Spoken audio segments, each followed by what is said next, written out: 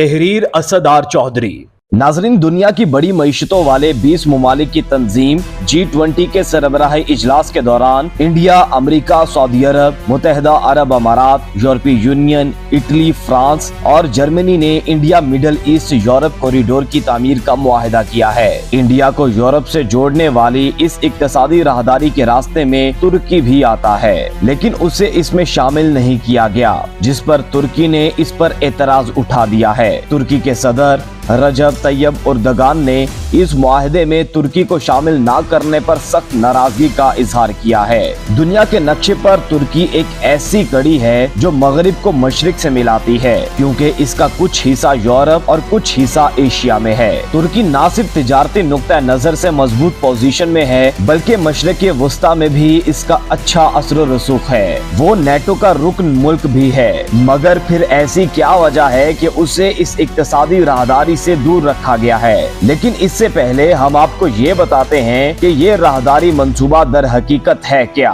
नाजरीन, India middle east Europe corridor नामी इस मंसूबे पर काम कब शुरू होगा, कौन कौन से ममालिक इस पर कितनी रकम लगाएंगे और इसका फाइनल रूट क्या होगा, इस बारे में फिलहाल ज्यादा मालूमात फराहम नहीं की गयी। इंडियन हुकूमत के मुताबिक इस मंसूबे में 2 कॉरिडोर होंगे, एक मशरिकी राहदारी जो इंडिया को खलीजी ममालिक से जोड़ेगी और दूसरी जानिब शुमाली राहदारी होगी जो खलीजी ममालिक को यूरोप से जोड़ेगी। और इस मंसूबे के तहत जमीनी, समंदरी और रेल का ट्रैक बिछाया जाएगा। इस मंसूबे का मकसद तवील समंदरी रास्ते तय करने में लगने वाले वक्त और ईंधन की लागत को कम करना और इंडिया से यूरोप तक तिजारती राबते को मजबूत बनाना है। इस इक्तिसादी राहदारी की मदद से सामान सबसे पहले मुंबई बंदरगाह से दुबई की जबल अली बंदरगाह पहुँचेगा और वहाँ से बजरिया सड़क या रेल गाड़ी सऊदी अरब पहुँचाया जाएगा।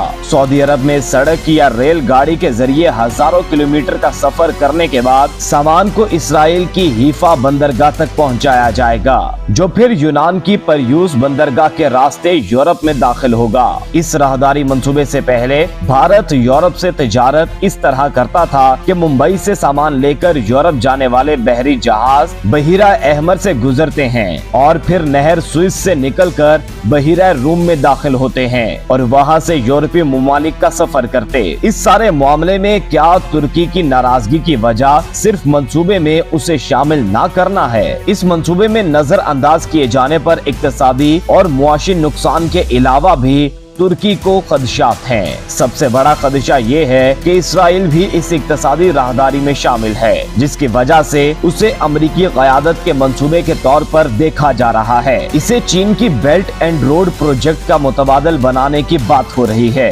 ये चीज उन ममालिक को ज्यादा परेशान कर रही है जिनके चीन के साथ अच्छे ताल्लुकात हैं, जिनमें ईरान, तुर्की और मिस्र जैसे ममालिक शामिल हैं। बहीरा रूम में तुर्की का गलबा है। वो नहीं चाहता कि इस इलाके में कोई दूसरा तिजारती महाज इसे चैलेंज करे और दुनिया में इसकी स्ट्रेटेजिक पोजीशन कमजोर हो।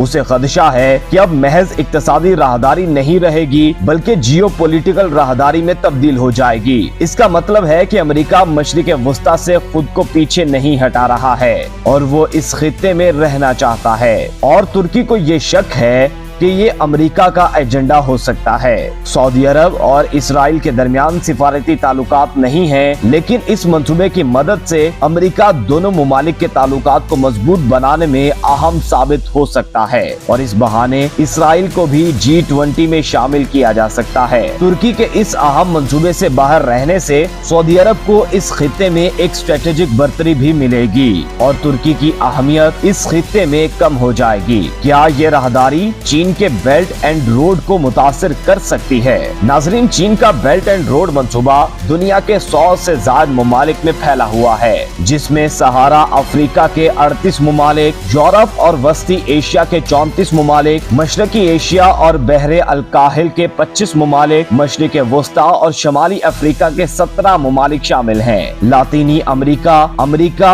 और कैरिबियन खित्ते के 18 ममालिक और जनूब मशरिकी एशिया के 6 ममालिक ममालिक शामिल हैं। ये राहदारी मंसूबा फिलहाल खोखला दिखाई दे रहा है, क्योंकि चीन पहले ही सऊदी अरब और मुत्तहिदा अरब अमारात के दरमियान मुजव्वज़ा राहदारी के तहत रेलवे लाइन बिछा रहा है। इसलिए नई राहदारी के लिए दोबारा रेलवे की जरूरत होगी। चीन को साथ लेकर ये प्रोजेक्ट बनाना आसान होता, लेकिन अमेरिका की वजह से ऐसा नहीं हो सका। इस राहदारी से भारत समेत तमाम यूरोपीय कितना इस्तेफादा हासिल कर सकेंगे। दावा किया जा रहा है कि नए कॉरिडोर की तामीर के बाद इंडिया से यूरोप तक सामान की तरसील में तकरीबन 40% वक्त बच जाएगा और ट्रांसपोर्ट पर होने वाले अखराजात में भी कमी आएगी। नए कॉरिडोर में यूरोप पहुंचने के लिए सामान की लोडिंग और अनलोडिंग की जरूरत होगी और इसमें ट्रांसपोर्ट के मुतअद्दिद तरीके शामिल हैं। पहले सामान मुंबई की बंदरगाह से जहाज में चढ़ाया जाएगा, फिर दुबई में जहाज से उतारा जाएगा, ट्रक या ट्रेन पर सवार होगा, फिर इसराइल पहुंचकर जहाज में लाद दिया जाएगा और इस तवील सफर के बाद ये सामान यूरोप पहुंचेगा। ऐसे में जब 10 रुपए का सामान मुंबई से यूरोप पहुंचता है, तब तक उसकी कीमत में 10 गुना इजाफा हो चुका होता है। बहरहाल इस राहदारी से क्या मुआशी फवायद हासिल होंगे, इसके बारे में कहना कबल अज़ वक्त होगा।